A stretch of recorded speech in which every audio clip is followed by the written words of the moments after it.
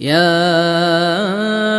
أيها الذين آمنوا كتب عليكم الصيام كما كتب على الذين من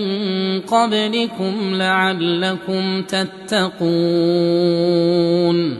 أياما معدودات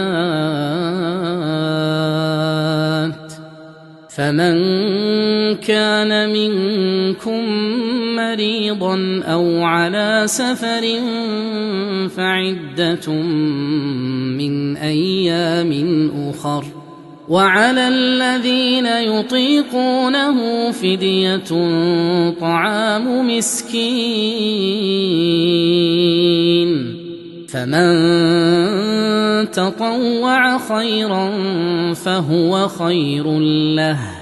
وأن تصوموا خير لكم إن كنتم تعلمون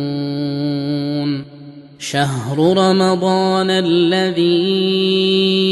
أنزل فيه القرآن هدى للناس وبينات من الهدى والفرقان فمن شهد منكم الشهر فليصمه ومن كان مريضا أو على سفر فعدة من أيام أخر يريد الله بكم اليسر ولا يريد بكم العسر